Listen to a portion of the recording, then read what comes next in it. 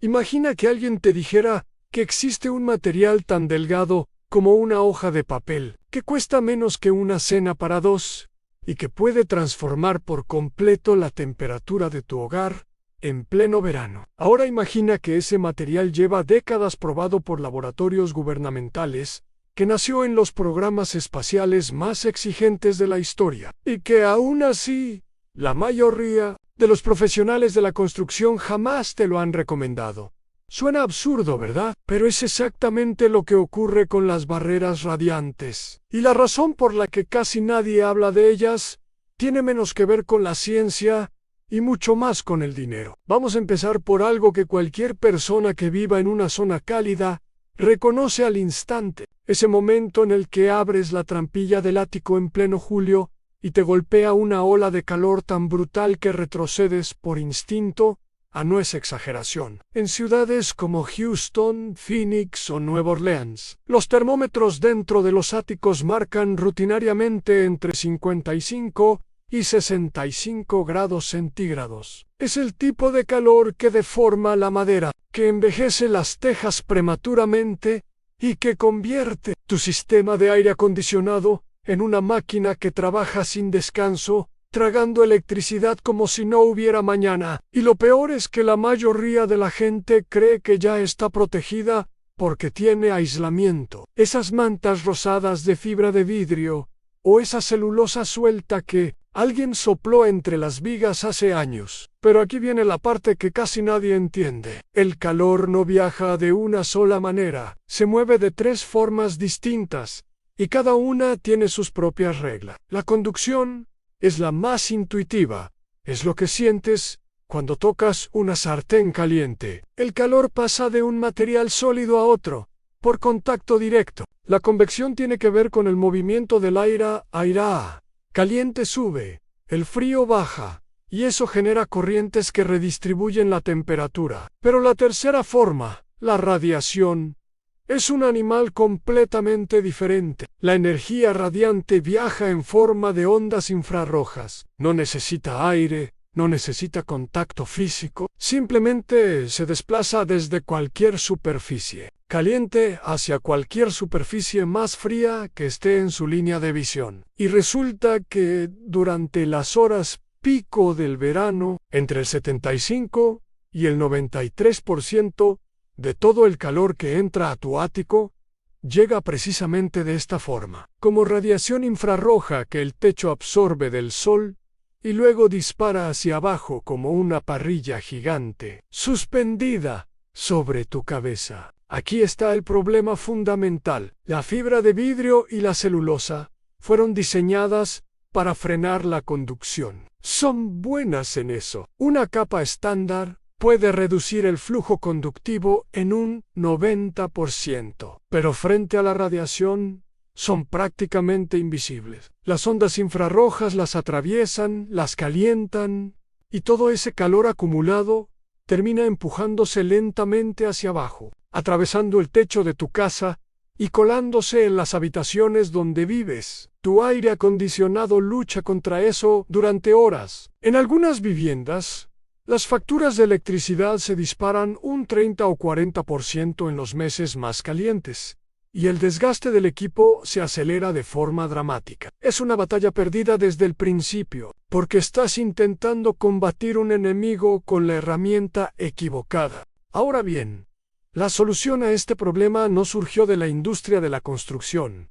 Surgió del espacio exterior. A finales de los años 50, los ingenieros de la NASA enfrentaban un desafío extremo: proteger naves, equipos y astronautas de oscilaciones térmicas salvajes. En el vacío del espacio, una cara de la nave podía alcanzar más de 120 grados centígrados bajo el sol directo, mientras que la cara opuesta, en sombra, caía por debajo de menos 170. Sin aire, la conducción y la convección dejaban de existir.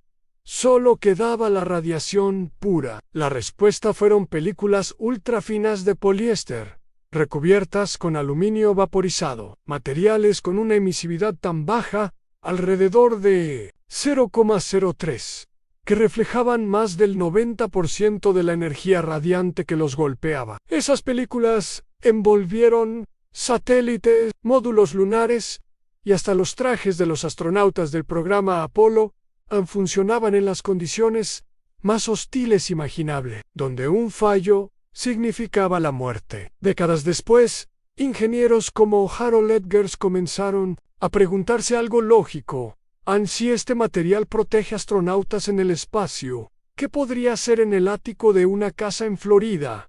Las primeras pruebas fueron reveladoras. El Centro de Energía Solar de Florida y el Laboratorio Nacional de Oak Ridge condujeron estudios financiados por el Departamento de Energía durante los años 70 y 80. La metodología era directa en instalar láminas reflectantes en áticos reales, mantener una separación de aire adecuada y medir todo. Los resultados fueron contundentes. En un ático ventilado con aislamiento convencional, la temperatura máxima alcanzaba los 60 grados centígrados por la tarde. Tras instalar la barrera radiante, esa cifra caía entre 13 y 18 grados. El flujo de calor a través del techo se reducía entre un 40 y un 67%. Los aires acondicionados funcionaban entre un 9 y un 14% menos tiempo. Y el consumo energético de refrigeración bajaba de forma medible a lo largo de todo el verano. Hay un caso que lo ilustra de manera especialmente cruda. Una vivienda de una sola planta en Arizona, donde las tardes de julio superan los 43 grados al exterior. Antes de cualquier intervención, el ático marcaba casi 60 grados a las 3 de la tarde. El aire acondicionado funcionaba más de 4 horas seguidas, solo para mantener el termostato a 26. La factura eléctrica de julio rondaba los $187. El propietario instaló lámina de aluminio grapada bajo las vigas,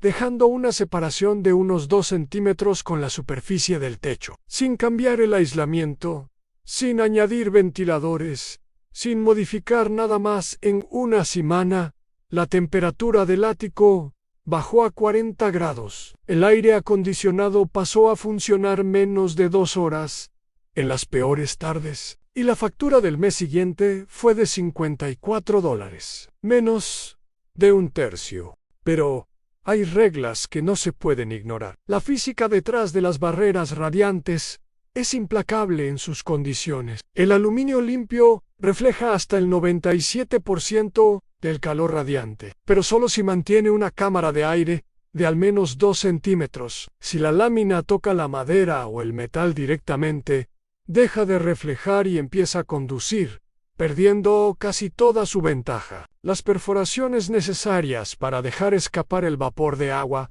normalmente entre un 3 y un 5% de la superficie, reducen ligeramente la eficiencia, pero son imprescindibles para evitar problemas de humedad y moho. Y el polvo, ese enemigo silencioso, puede degradar el rendimiento entre un 20 y un 50%, si se acumula sobre la superficie reflectante. Por eso, la instalación bajo las vigas, con la cara brillante, orientada hacia abajo, y el espacio de aire intacto, es la configuración que funciona. Colocar la lámina sobre el aislamiento del suelo atrapa suciedad y humedad, y destruye sus propiedades en poco tiempo. La instalación en sí es sencilla: una grapadora, un cúter y una escalera. Se empieza por la cumbrera y se baja, solapando las juntas un par de centímetros. No se deben bloquear las rejillas de ventilación,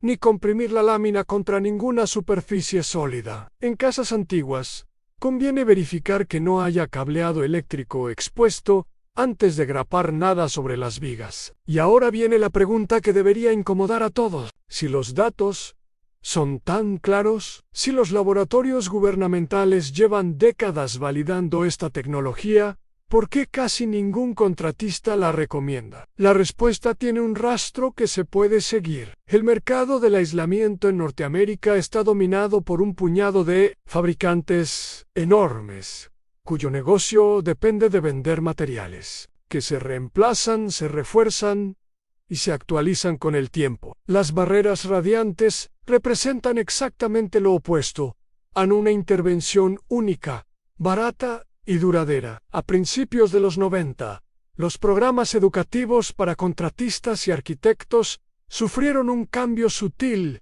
pero significativo. Donde antes explicaban las barreras radiantes con detalle, su física, su instalación, sus resultados en campo, las nuevas ediciones redujeron todo a un párrafo marginal. El foco volvió casi exclusivamente al valor R y a los productos de aislamiento convencional. Los manuales financiados por la industria siguieron el mismo camino. Para mediados década, toda una generación de profesionales aprendió a pensar en el calor del ático únicamente, en términos de conducción y convección, ignorando por completo la radiación, que es, irónicamente, la fuente dominante del problema. La ciencia no cambió. Lo que cambió fue quién decidía que se enseñaba. Hoy, los mismos laboratorios que realizaron aquellas pruebas originales siguen confirmando que las barreras radiantes reducen el flujo de calor